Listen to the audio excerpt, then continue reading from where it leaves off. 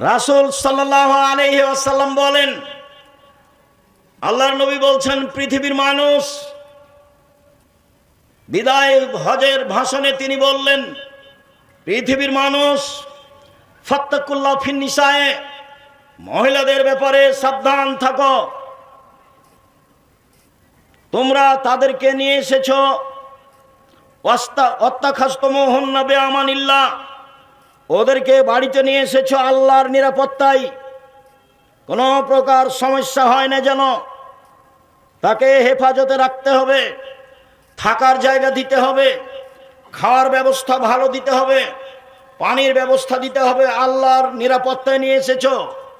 আস্তাহলালতুম ফুরুজাহুন্না বিকালিমাতিল্লাহ, আর আল্লাহর কালেমা দিয়ে তার লজ্জা স্থান বৈধ করেছ। অতএব আল্লাহর আদেশ পালন করতে দুর্বলতা করো না। ওয়ালাহুন্না আলাইকুম কিসওয়াতুহুন্না রিজকুহুন্না বিল মারুফ, ভালোভাবে খেতে দিতে হবে, ভালোভাবে পড়তে দিতে হবে, তাহলে সে শান্তিতে বসবাস করবে।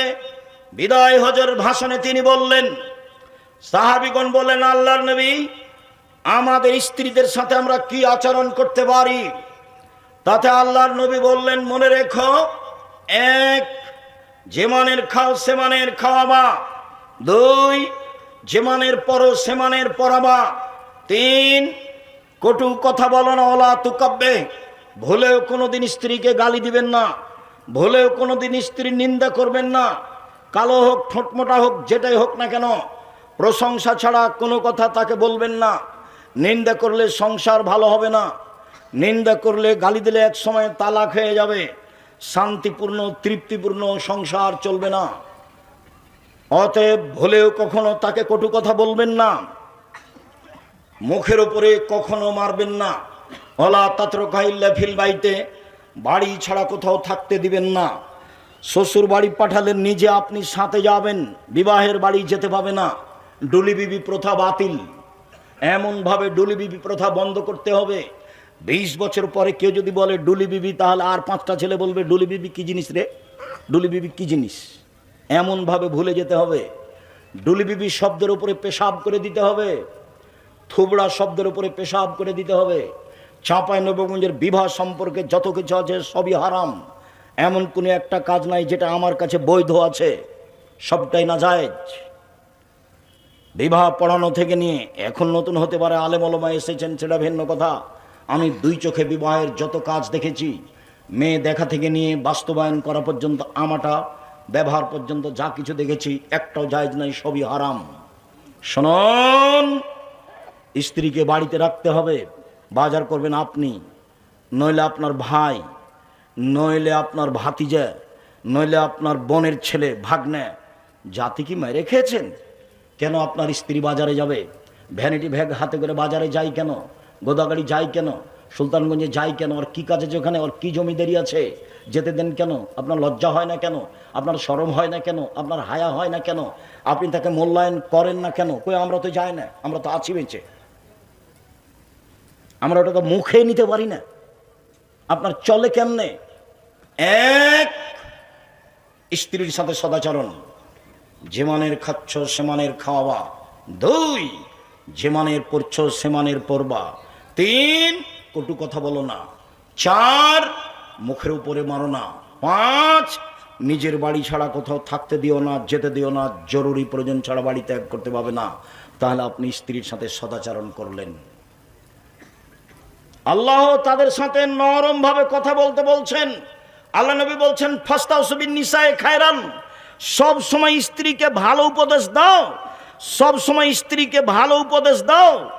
জোর করে কিছু করতে যাও না, ওকে বাঁকা হাড্ডি দিয়ে সৃষ্টি করা হয়েছে, জোর করে কিছু করতে গেলে ভেঙে যাবে।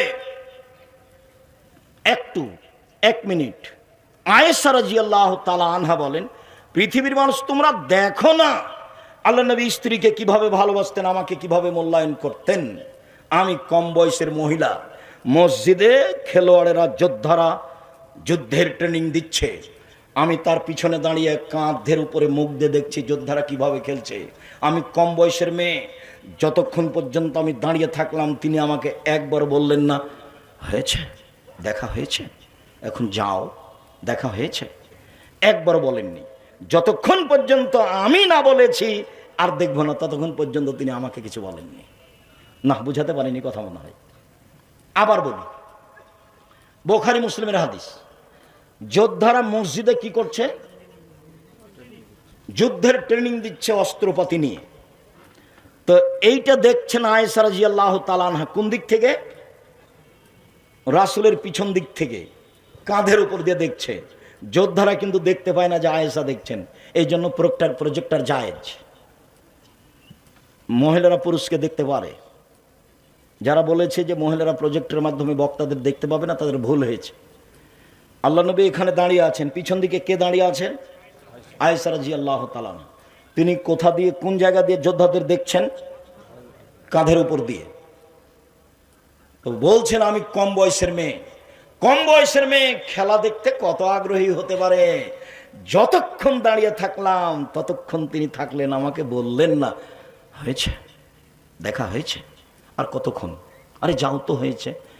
একবার বলেননি। আয়েশা রাদিয়াল্লাহু তাআলা আনহা বলেন, সফরে একদিন ছিলাম, তিনি বললেন, আয়েশা চলো যাই দৌড়ের পাল্লা। ঠিক আছে চলেন। দৌড়ের পাল্লায় আল্লাহ রাসূল পরাজয় হয়ে গেলেন, আমি জয়ী হয়ে গেলাম। আমি তো কম বয়সের মেয়ে, দৌড়াতে পারি। আর একদিন বলছেন, চলো যাই আয়েশা দৌড়ের পাল্লা। আচ্ছা ঠিক আছে চলেন। এবার আমার শরীর একটু ভারী হয়েছে, শরীর একটু বেশি হয়েছে। দৌড়ে তিনি জয়ী হয়ে গেলেন, আমি পরাজয় হলাম। তিনি বললেন, আয়েশা এইটা সেইটা, ওইটা এইটা। একদিন তুমি জয়ী, একদিন আমি জয়ী। স্ত্রীর সাথে সদাচরণ আপনাকে আমি কি দিয়ে বুঝাই? স্ত্রীর সাথে ভালো আচরণ, শান্তি পেতে চাইলে, তৃপ্তি পেতে চাইলে, স্ত্রীকে সত্যি সত্যি স্ত্রী মনে করলে, ও দিয়ে শান্তি পেতে চাইলে, ও দিয়ে তৃপ্তি পেতে চাইলে, ও দিয়ে সহজে বেশি কাজ নেবেন না, অপ্রয়োজনীয় কথা বলবেন না, গালি দিবেন না, নিন্দা করবেন না। আল্লাহ বলছেন, ওকে আমি সৃষ্টি করেছি তোমার শান্তি তৃপ্তির জন্য। তা আপনি যে ভাষায় গালি দেন, ভাষা তো আর আমি এখন বলতে পারি না, অমুকের বেটে অমুক, ছি ছি ছি ছি ছি ছি, নাউজুবিল্লাহ, কেমনে বলে? আমি যখন বলছি তখন বলছে, আব্দুর রাজ্জাক সাহেব আপনি তো খালি ওই দিক দিয়ে কথা বলেন, আমাদের তো কথা বলেন না। আমার স্বামীর মুখখান এত খারাপ, ওর মুখের দিকে তাকাতে আমার জি করে না। ও গালি দেয়। আজকের পরে যদি স্ত্রীকে গালি দেন, তাহলে বক্তব্যের সাথে মুনাফিকি করা হবে। দেখেন, স্ত্রী খুব দামি জিনিস। আর দুনিয়া কুল্লাহা মাতা খায়রু মাতাই দুনিয়াল মারাতু সালেহা। সারা পৃথিবী সম্পদ, সবচেয়ে দামি সম্পদ হলো স্ত্রী।